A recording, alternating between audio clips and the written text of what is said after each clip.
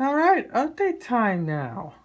It's been a while since I actually posted anything about my fish on my YouTube channel, but as you can tell, I'm starting out with Mesa.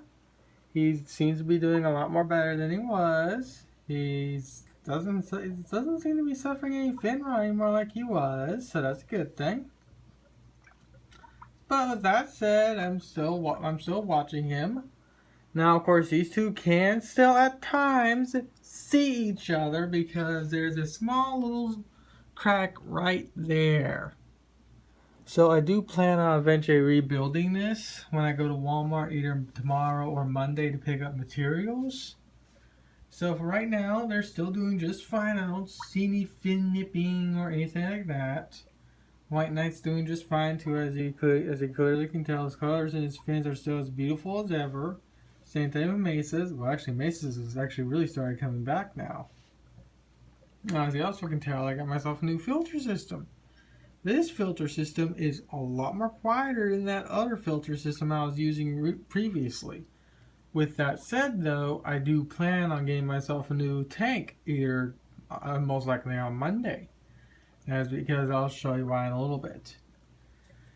It'll be a 10 gallon, but before I go on, as you can tell, this one I had to heavily modify. That is because this thing is not a low flow filter system, so I had to convert it into a low flow by adding 3 sponges. As you can tell, one sponge is right there. There's another sponge right there. There's a plastic diffuser thingy I made to help diffuse the water from being too powerful. And then there's another sponge right there, blocking the whole blocking off the little hole that the impeller shoots water through. So with all that modification, this is now a low flow filter. With that said, though, I absolutely love this Tetra filter. I just wish the Tetra made it to where this thing can have a controllable flow rate. So with that, as you can tell, my 2 main betas are doing just fine. Mesa is still using his beta net more than White Knight's using his. I really have not seen White Knight use his yet. But I think that's because White Knight's dogging Mesa constantly.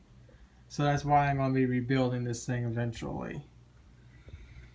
Now I also rebuilt White Knight's sponge filter. As you can tell, I have new gravel on the bottom.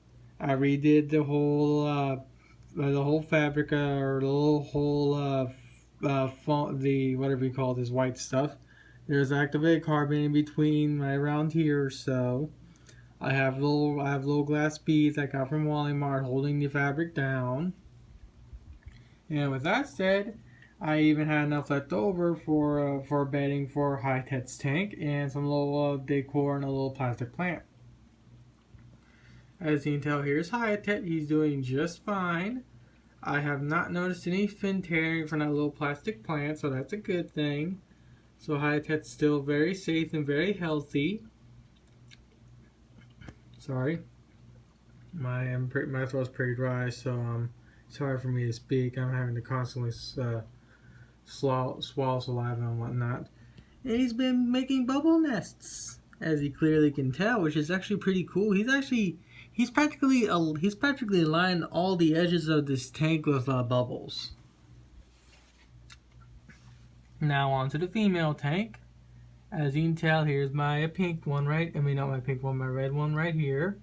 As you can tell, there's a divider system. Reason that is because I got another female crown tail. She was constantly dogging the new female I got, so I had to make this divider. I know this tank is not designed for this, but for right now, this is how this tank's gonna be set up. Right here is my other female. This female right here, her name is Freya. If you watch May Cross Delta, you'll know that Freya has orange hair. As you can tell, my Freya has little orange fins. So I'm gonna give her the correct name of Freya. And it looks like she has in fact ate her food, so that is a good thing. She is in fact eating. Now, as you can tell, Freya is minding her own business, but she's constantly trying to dog her, so she's gonna be a problem. But with that said, I do plan on putting her into her own tank.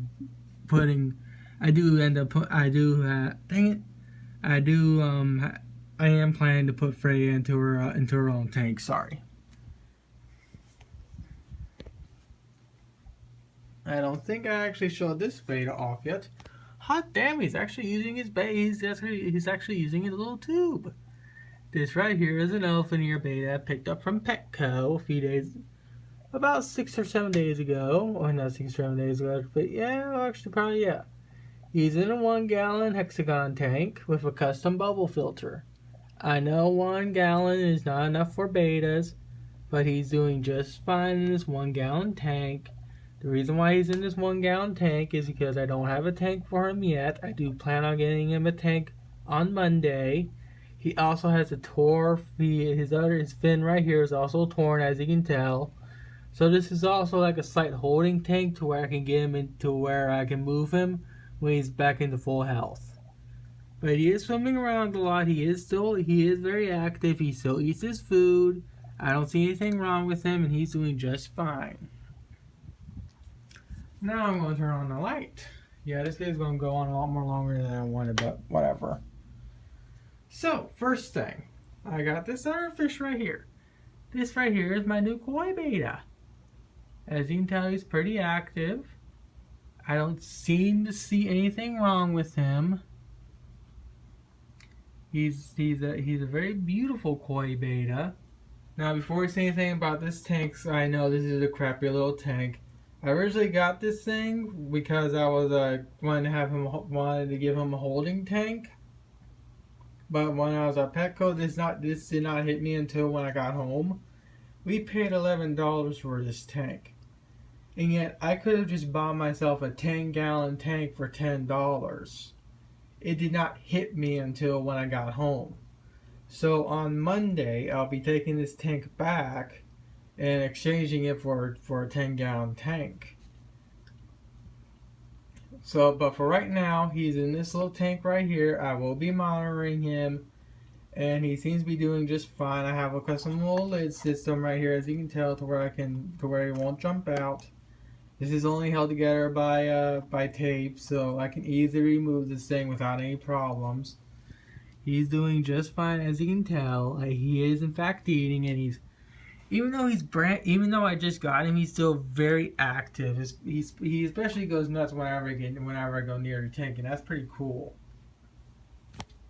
So before I finish this video, I do want to show one more thing. I also got me another new air pump. This air pump is now at the very bottom, as you can tell right here. This air pump is the $6.99 air pump that you can get from it's an aqua creature. As you can tell, it's all covered up by all this foam right here to really dampen all the noise. And with all that and with all the foam board, and with it just sitting here at the very bottom, it's super quiet. So now I can actually own all my betas without having to have an annoying hum. Yeah, it seems like these two sometimes get along, but this divider system is best for them. Yeah, you're just trying to egg Freya on, aren't you, little jerk? Oh yeah, before I finish this video, I did have to modify this this guy right here too, because as you can tell with this little setup right here, it's actually compressing this thing down towards the very back of the tank, and when it's like modified like this, it's actually reducing a lot of the vibrational noises that this thing makes. So if I actually cut this and this thing got released, it will be making a really loud hum noise. Well, not a really loud hum noise, but we'll make a humming noise that will annoy the living crap out of me.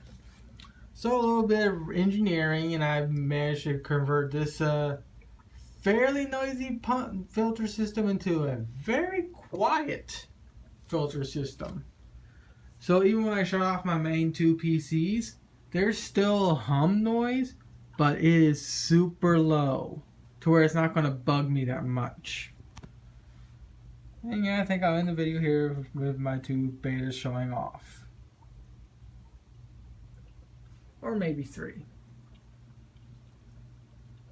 Beautiful head is beautiful. And of course my koi is also a very beautiful koi. aren't you? Don't worry, you'll be in a new tank by Monday.